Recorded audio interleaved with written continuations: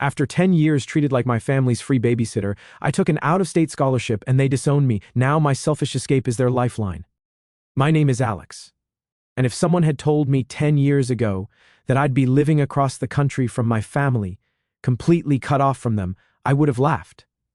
Not because it seemed impossible, but because back then I couldn't imagine a life where I wasn't constantly needed, constantly available, constantly responsible for everyone else's children. I was the middle child in a family of 5 kids. There was Jessica, 3 years older and floating through life without a care in the world. Below me were the twins, Maverick and Maya, age 8, and baby brother Tyler, just 5. My parents worked demanding jobs. Mom was a nurse pulling 12-hour shifts. Dad was a supervisor with unpredictable hours. Looking back, I can see how it started. It wasn't malicious, just convenient. Jessica had her mall job, her boyfriend, her social life. I was quiet, responsible, and apparently had nothing better to do than babysit whenever needed. Alex, can you keep an eye on the kids while I run to the store? Became Alex, I'll be back in a few hours, which eventually became Alex. You're in charge until we get home. No discussion, no asking if I had plans, just assumption. The first time I realized how deep I was in this hole was during junior year. I was in the library working on a college application essay when my phone buzzed. Alex, honey, I need you to pick up the twins. Mrs. Henderson called in sick, so there's no after-school care today. I looked at my half-finished essay. But Mom, I'm working on college stuff. Can't Jessica? Jessica has work, you know that. The twins are waiting. I packed up and drove to the elementary school. The twins climbed into the back seat of the beat-up Honda my parents let me use for family emergencies, which apparently included any time they needed chauffeur service. That became the pattern. School, then immediately pick up kids, help with homework, make snacks, break up fights, coordinate baths, read bedtime stories. By the time my parents got home around 8 or 9, I was exhausted. Thanks, sweetie, Mom would say, heading upstairs. You're such a lifesaver. Dad would ruffle my hair. Don't know what we'd do without you, kiddo. No payment, no acknowledgement that I had just worked a 6-hour nanny shift. No recognition that I might have had plans or homework or a life of my own. Meanwhile, Jessica saved money from retail for college, went to parties, dated guys, lived the normal teenage experience I was apparently too responsible to deserve. When I mentioned this, Mom just sighed. Jessica's different, Alex. She's not as mature as you are. We know we can count on you. Translation, Jessica gets to be young and irresponsible, but you're the dependable one, so you get to be an adult at 17. When Jessica left for college, there was no discussion about redistributing responsibilities, just the assumption I'd fill the gap. Senior year became a blur of missed opportunities. I couldn't join clubs, couldn't take SAT prep, couldn't go to homecoming because Tyler had the flu and Mom was working doubles. There will be other dances, she said. Family comes first. I returned my dress clothes and bought groceries instead. My guidance counselor started pulling me aside. Your grades are good, but colleges want well-rounded applicants. I wanted to say I was well-rounded. I could change diapers, help with calculus, mediate fights, and cook for 5 all in one afternoon, but professional unpaid nanny probably wasn't what admissions committees wanted. One night, filling out applications for local schools, Tyler knocked on my door clutching his one-eyed stuffed elephant. Alex, I can't sleep. Can you read me a story? I looked at the application, then at his hopeful face. Sure, buddy. As I tucked him in and read Dr. Seuss for the 100th time, I realized something that made my chest tight. I loved these kids, genuinely, deeply, but somewhere along the way, love had become obligation, and obligation had become a cage. The turning point came in February of my senior year. Jessica called home in tears. She'd failed 2 classes and been put on academic probation. She needed to come home to figure things out, which really meant move back into her old room and have Mom and Dad support her while she worked at the mall again. The day she returned, lugging suitcases and dorm decorations, I was making after-school snacks for the twins. She dumped her stuff in the living room and surveyed the house. God, this place is a mess, she said. What happened to keeping things clean? I gestured at Maverick building Legos and Maya doing homework surrounded by art supplies. Kids happened, kids that someone has to watch. Jessica shrugged. Well, now that I'm back, maybe I can help out sometimes. Sometimes. The word hung in the air like a promise no one intended to keep. That weekend, Mom asked me to watch everyone while they took Jessica out to dinner to discuss her plans going forward. I spent Saturday evening doing homework help, mediating twin arguments and handling bedtime routines. They came home after 10, laughing about something Jessica had said. Oh, and Alex, Mom turned to me as she headed upstairs. Jessica needs the car tomorrow for job hunting. You'll have to figure out another way to get to school. I stared at her retreating figure. Jessica had been home 1 week, and already she was taking over the car I'd used for 2 years of kid shuttling. But apparently her job search trumped my transportation to school. That night, I couldn't sleep. I opened my laptop and Googled full scholarships out of state. Most deadlines had passed, but one caught my eye: the Morrison Foundation Scholarship for Students Demonstrating Exceptional Resilience. Deadline, March 15th. It was February 28th. The essay prompt: describe a challenge you've overcome and how it has prepared you for college success. I stared at the blank document, then started typing. For the past 3 years, I've been the primary caregiver for my 3 younger siblings while maintaining a 3.8 GPA. I wrote for 3 hours about missed opportunities and late-night homework sessions, about cooking on budgets and calming nightmares, about love and resentment, and the complicated space between being needed and being taken for granted. The Morrison Foundation offered full tuition, room, and board at 12 participating universities. I applied to all 12, even ones across the country I'd never seriously considered. Then I waited. March and April passed in standardized babysitting routines. Jessica helped with the kids exactly twice. College rejections piled up. The local state university accepted me with partial scholarships, nothing that would let me really leave. Then, on a Thursday in late April, I got the call. I was stirring mac and cheese while helping Maya with math homework when my phone rang. Unknown number. Hello? Hi. Is this Alex Mitchell? This is Dr. Jennifer Wells from the Morrison Foundation. I'm calling with wonderful news. I nearly dropped the wooden spoon. Maya looked up, sensing something important. You've been selected as one of this year's Morrison Scholars.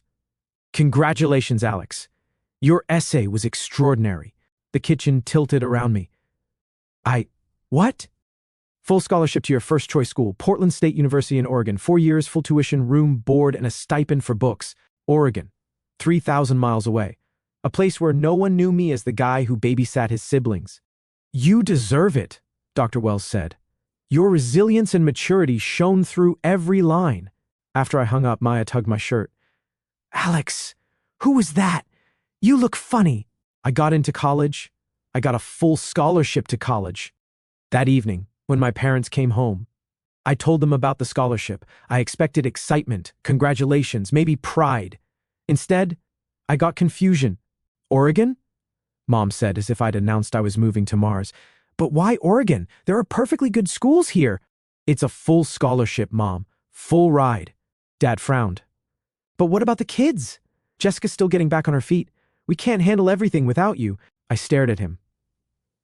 I'm 18 years old, Dad. I'm supposed to go to college. Of course, Mom said quickly. We're just saying maybe somewhere closer. Somewhere you could come home on weekends, somewhere I could still be on call for babysitting duty. This is a once-in-a-lifetime opportunity. The Morrison Foundation only gives out 20 scholarships nationwide each year. Jessica, scrolling through her phone, looked up. I think it's kind of selfish, honestly. The word hit like a slap. Selfish? Mom and Dad need help with the kids. I'm trying to get my life together. This feels like you're abandoning everyone because you got some fancy scholarship. Something cracked inside my chest. Abandoning? I've spent 3 years raising kids that aren't mine. I've missed school dances and SAT prep and normal teenage experiences because I was here being responsible for everyone else's children. How is finally doing something for myself abandoning anyone? We never forced you, Mom said, her voice getting that lecturing edge. You're part of this family, and family members help each other. When was the last time anyone helped me? We fed you, clothed you, put a roof over your head, Dad said. Everything you did was for Jessica and Maverick and Maya and Tyler. I was just the unpaid help. The room fell silent except for Tyler playing with toys, oblivious to the tension. Finally, Mom spoke, voice cold. If that's how you feel, Alex, maybe you should go to Oregon, but don't expect us to pretend we're happy about you abandoning your family. Fine, I said quietly. I'll go to Oregon. And since I'm abandoning everyone anyway, I guess you'll figure out childcare on your own. I walked upstairs and closed the door. For the first time in years, I didn't check if anyone needed help with homework or bedtime stories. The next few weeks were arctic. Mom spoke to me in clipped, cold sentences only when absolutely necessary. Dad tried to play peacemaker once or twice, suggesting that maybe I could compromise by choosing a school closer to home, but when I didn't budge, he gave up and joined the silent treatment. Jessica seemed almost gleeful about the whole situation, With me in disgrace, she suddenly looked like the good daughter by comparison. She even volunteered to help with the kids a few times, making sure Mom and Dad saw her reading to Tyler or helping Maya with spelling words. See, I heard her tell Mom one evening, "I told you I could help out more." Alex always acted like he was the only one who could do anything around here. The twins, Maverick and Maya, were confused by the tension but smart enough to stay out of it. Tyler, at 5, just knew that everyone seemed angry and that Alex wasn't reading him bedtime stories anymore. I spent those weeks preparing for my escape. I researched everything I could about Portland State, about Oregon, about being a college student 3,000 miles from home. I applied for a campus job and looked into student organizations I might want to join. I started buying things I'd need for my dorm room with money I'd saved from my part-time job at the local grocery store. 2 weeks before graduation, Mom cornered me in the kitchen. "Alex, this has gone on long enough. You're being ridiculous." I continued making my sandwich, not looking up. "I'm being ridiculous?" "Yes, this whole Oregon thing is a tantrum. You're upset about some imagined slight, and you're punishing all of us for it." I set down the knife I'd been using to spread peanut butter and finally looked at her. "Mom, in the past 3 years, how many school events of mine have you attended?"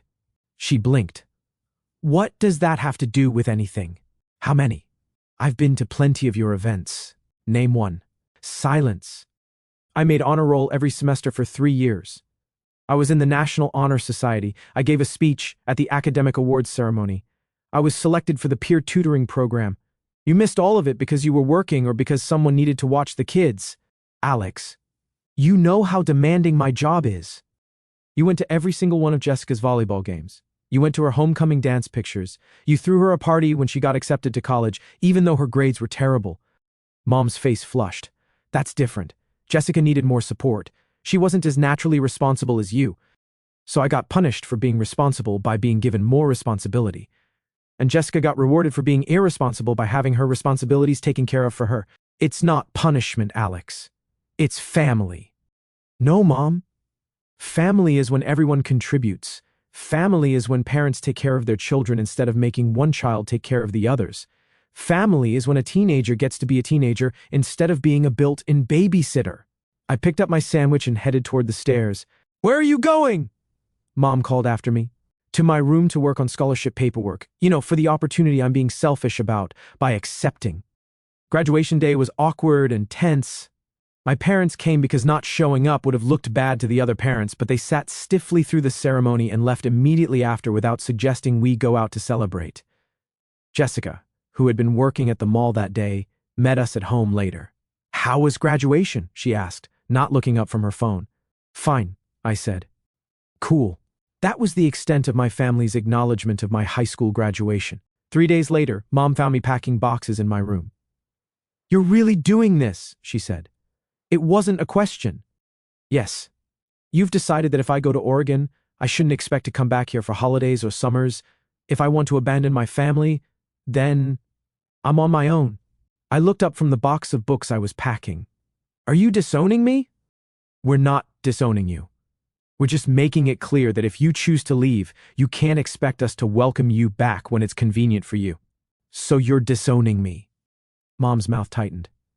"Think of it however you want, Alex, but don't come crying to us when you realize how hard it is to make it on your own." The morning I left for Portland, only Tyler came downstairs to say goodbye. He was still in his pajamas, clutching his stuffed elephant. "Are you coming back?" he asked, his 5-year-old face serious. I knelt down to his level. "I don't know, buddy, but I'll miss you." He hugged me tight, and for a moment, I almost changed my mind. Almost. But then I remembered that Tyler's hugs, as much as I loved them, weren't worth sacrificing my entire future. "Take care of yourself, okay? Be good for Mom and Dad." He nodded solemnly, like I'd given him an important mission. I loaded my car with everything I owned that mattered and drove away from the house where I'd spent 18 years being everyone's caretaker. In the rearview mirror, I could see Tyler standing in the doorway in his dinosaur pajamas, waving. Portland was everything I'd hoped and more. My dorm room was small, but mine. My roommate Jake was from California and had never heard of my family or my reputation as the responsible one. To him, I was just Alex, freshman psychology major with an interest in child development. The irony wasn't lost on me. For the first time in years, I had a schedule that was entirely my own. Classes, study time, Meals when I wanted to eat them, sleep when I was actually tired instead of when the last child had been tucked into bed. I joined the psychology club and started volunteering at a local elementary school as a tutor. I made friends who knew me as the guy who was funny and smart and surprisingly good at beer pong, not as the guy who always had to leave early to babysit. I called home twice during my first semester. Both times, whoever answered was polite but distant. Yes, everyone was fine. Yes, they'd figured out arrangements for the kids. No, there wasn't really any news to share. I stopped calling. The Morrison Foundation Scholarship included a mentorship program, and I was paired with Dr. Patricia Harrison, a psychology professor who specialized in family dynamics and child development. During our monthly coffee meetings, she helped me process not just my academic goals, but also the complicated feelings I had about my family. "It's normal to feel guilty," she told me during one of our sessions. "You were parentified as a child, forced to take on adult responsibilities before you were ready. When parentified children finally set boundaries, they often struggle with feelings of guilt and abandonment, even though they're the ones who were originally abandoned by their parents." "But I did abandon them," I said. "The kids needed help, and I left."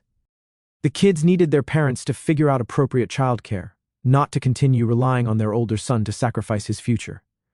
"You modeled something important for them, that it's okay to prioritize your own well-being and that adults should be responsible for their own choices." It took 2 years of therapy and countless conversations with Dr. Harrison before I really understood that leaving hadn't been selfish. It had been survival. By my junior year, I was thriving.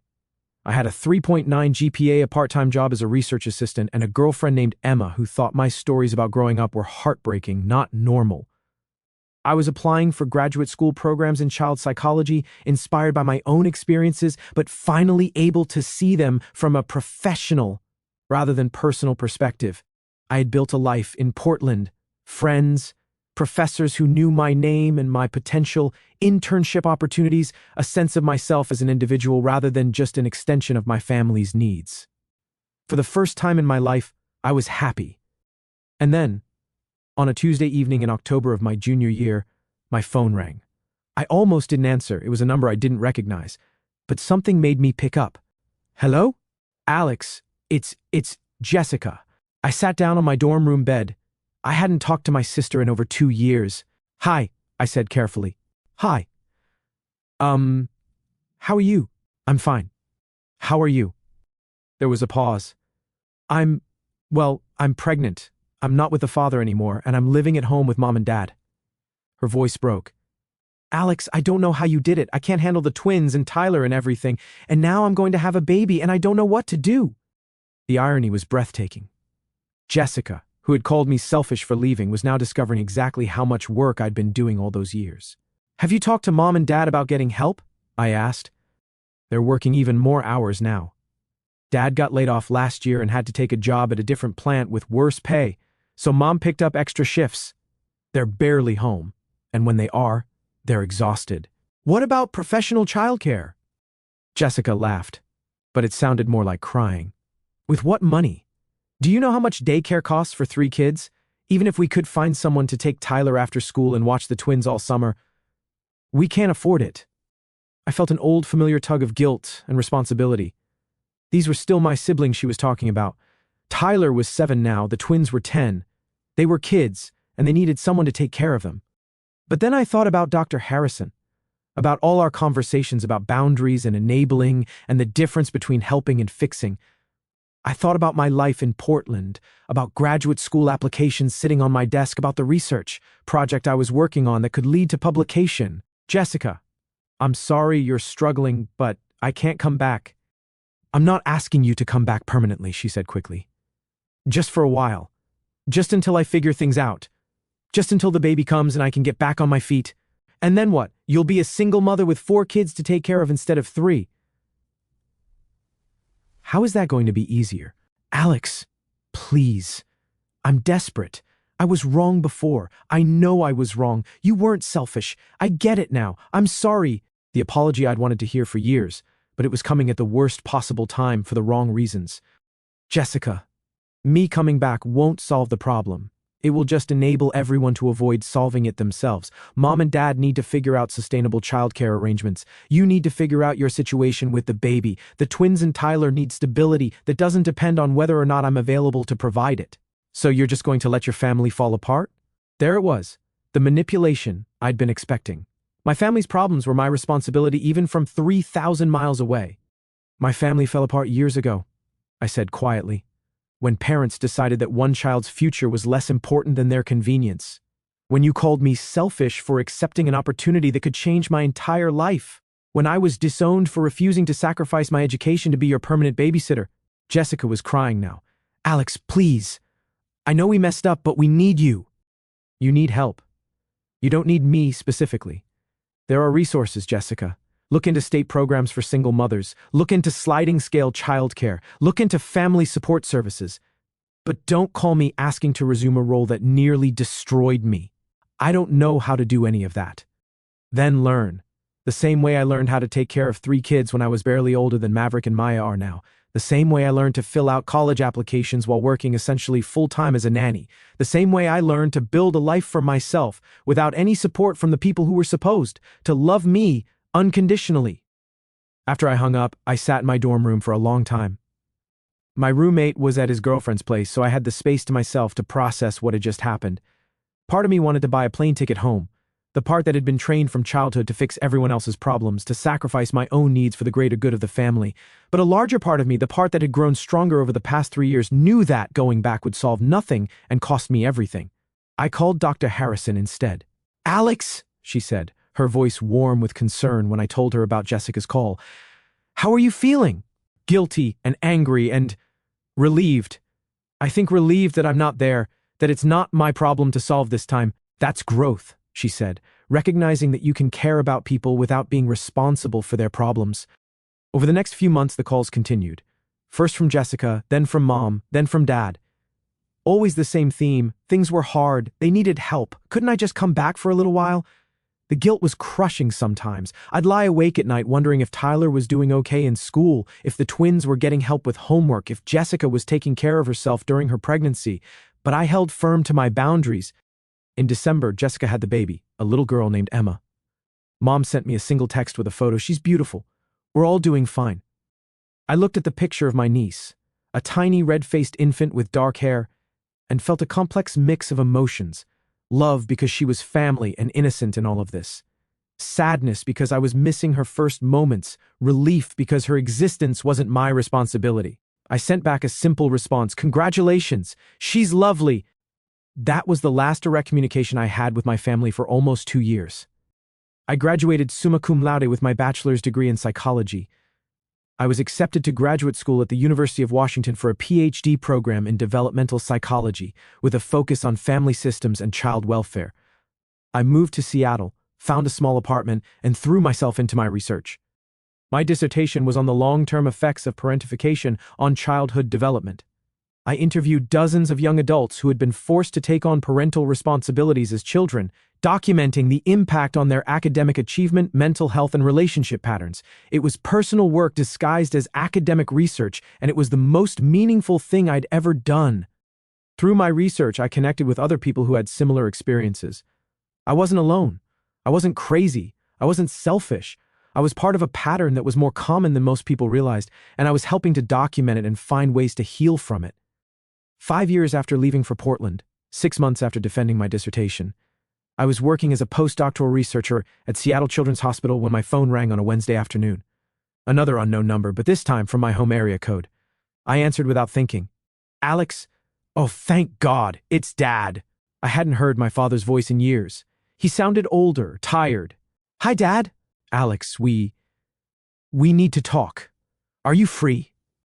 I was in the middle of analyzing data from a study on trauma-informed childcare practices, but something in his voice made me pause. I can talk for a few minutes. What's going on? It's your mother. She had a stroke last month. She's not doing well, Alex. She's in a rehabilitation facility, but the costs, and someone needs to coordinate her care. And Jessica's overwhelmed with the baby, and Tyler's having problems at school. He was rambling, the words tumbling out like he'd been holding them back for weeks. Dad, slow down. How bad was the stroke? She lost some mobility on her left side. Her speech is affected. She's going to need ongoing therapy and probably long-term care assistance. I'm sorry. That must be really difficult. There was a pause. Alex, I know we haven't talked in a long time. I know things ended badly between us, but we need help. Jessica can't manage everything, and I'm working 2 jobs just to keep up with the medical bills. The twins are in middle school now, and Tyler's struggling. And what are you asking me, Dad? Could you come home, just for a while? Just to help us figure out what to do? The old familiar request. The old familiar assumption that my life was pausable, that my priorities were secondary, that my value to the family was as a fixer of problems I hadn't created. But this time was different. This time I had 5 years of distance, a PhD, a career, and, most importantly, a clear sense of who I was beyond my family role. Dad, I'm sorry about Mom. I really am. And I'm sorry you're all struggling, but I can't come back. Alex, please. I know we made mistakes. You disowned me. Mom told me I was selfish for accepting a full scholarship to college. None of you spoke to me for 5 years. You don't get to call me now and ask me to fix problems that were building long before Mom's stroke. We didn't disown you. We were hurt that you left. You were hurt that I stopped being your free childcare. Silence. Dad, I love you. I love Mom. I love all my siblings. But loving someone doesn't mean sacrificing your life for them, especially when they've made it clear that your life doesn't matter to them. Your life does matter to us. Then why didn't it matter 5 years ago? Why didn't anyone care that I was missing out on normal teenage experiences to be a full-time babysitter? Why didn't anyone care that I was passing up local colleges to get an opportunity that could change my entire future? Why didn't anyone support me when I finally tried to build something for myself? We were scared. We didn't know how we'd manage without you. It was the first honest thing anyone in my family had said to me in years. Dad, that was your problem to solve, not mine. I was a kid. Kids shouldn't have to manage their parents' inability to handle their responsibilities. We know that now. Jessica told us. She told us how hard it was. She couldn't do it even for a few months. She said she doesn't know how you managed for years. I felt a flicker of validation followed immediately by sadness. It had taken my family 5 years and a crisis to recognize what I'd been trying to tell them all along. I'm glad Jessica understands now. But Dad, I can't fix this. I have a life here. I have a career, research commitments, responsibilities of my own. I can't just drop everything and come back to being the family problem solver. What are we supposed to do? What millions of families do when they face a medical crisis. You research resources, you contact social services, you look into respite care and home health aides. You figure out sustainable solutions that don't depend on one person sacrificing their life. We don't know how to do that. Then you learn. The same way I learned to take care of kids when I was 17, the same way I learned to navigate college applications and scholarships and building a career without any support from my family. After I hung up, I sat in my office at the hospital for a long time. Through the window, I could see parents bringing their children for appointments, worried faces, hopeful faces, tired faces, all of them trying to do their best for their kids within whatever circumstances they were facing. I thought about my research, about all the families I'd studied, who had found ways to heal from patterns of dysfunction and create healthier dynamics. It was possible, but it required everyone involved to be willing to change, to give up old roles and learn new ways of relating. My phone buzzed with a text from Jessica. Dad said you won't come home. I understand why, but could we at least talk? I stared at the message for a while, then typed back, I'm willing to talk, but not about me coming home. If you want to discuss resources for Mom's care or childcare options, I can help research those things. Her response came quickly, that would help. I'm drowning, Alex. I never realized how much you did. Over the next few weeks, Jessica and I had several long phone conversations, not about me returning, but about practical solutions to the family's problems. I helped her research state programs for families dealing with medical crises. I found information about sliding-scale childcare, after-school programs, and respite care services. I even connected them with social workers who specialized in helping families navigate complex care situations. Slowly, my family began to figure out a sustainable system. Mom moved from the rehabilitation facility to a smaller care facility closer to home. Dad reduced his hours at one of his jobs to help coordinate her care and spend time with the younger kids. Jessica found a part-time job with flexible hours and enrolled Emma in a daycare that offered sliding-scale fees. It wasn't easy for them, and it wasn't perfect, but it was working. And most importantly, it wasn't dependent on me sacrificing my life. 6 months after Dad's call, Mom was able to come home with the assistance of a part-time aide. Her speech had improved significantly, and while she still had mobility challenges, she was stable. Tyler was doing better in school with the help of a tutor and more consistent support at home. The twins had adjusted to their new routines. Jessica called me on a Saturday evening in spring. "How's everyone doing?" I asked. "Better," she said. "Really better. Mom's getting stronger every week." Tyler made honor roll this semester. Maverick and Maya are both playing soccer now. "That's wonderful." "Alex, I owe you an apology. A real one." I waited. "When you left for college, I was jealous. I was jealous that you got this amazing opportunity and I was stuck at home dealing with my failures, and I was terrified because I knew that once you were gone, I'd have to step up. And I didn't think I could do it." "Jessica, let me finish. I called you selfish because it was easier than admitting that I was the selfish one. I had been letting you carry all the responsibility while I got to be the irresponsible older sister. When you left, I realized how much work you'd been doing, how much you'd been sacrificing." She paused and I heard her take a shaky breath. "I tried to take over for a few months when I got pregnant and I couldn't do it. I couldn't handle what you'd been handling since you were 15 years old. And instead of recognizing that you were amazing, I was resentful that you weren't there to keep doing it." "Thank you for saying that," I said softly. "I'm proud of you. I know I should have said that years ago, but I'm proud of you for standing up for yourself and for building something incredible with your life. And I'm sorry it took me so long to understand." We talked for another hour, really talked for the first time in our adult lives. She told me about her struggles with single motherhood, her fears about being a good parent, her appreciation for all the things I'd taught her during our childhood that she'd never acknowledged before. I told her about my research, my career goals, my life in Seattle. As we were wrapping up the call, she said, "Would it be okay if I visited sometime? I'd love to see your life there, and I'd love for Emma to know her uncle." "I'd like that," I said, and meant it. A few weeks later, I got a card in the mail. It was from Tyler, now 12 years old, written in careful cursive handwriting that reminded me of helping him with his letters when he was 5. "Dear Alex, Dad told me you helped find the programs that let Mom come home. Thank you for helping even though we were mean to you. I miss you and I hope I can see you soon. I still have the elephant you fixed. Love, Tyler." Love for the little boy who had hugged me goodbye in his dinosaur pajamas, grief for all the years we'd lost, relief that we might be able to build something new. I have relationships with my family members now, but they're based on choice and mutual respect rather than obligation and guilt. Jessica visits me once a year with Emma, who is a bright, energetic 5-year-old who calls me Uncle Alex and loves the Science Museum. Tyler and I text regularly, and I've been able to help him with college applications and scholarship essays. The twins are teenagers now, busy with sports and school activities, but they send me updates about their lives. Mom and I have video calls every few weeks. Her speech has almost completely returned, and while we've never had a deep conversation about the past, she tells me she's proud of what I've accomplished. Dad and I exchange emails about family updates and my work. It's not the close-knit family relationship that some people have, but it's honest. It's built on recognition of who we all really are, rather than who we were forced to be by circumstance and dysfunction.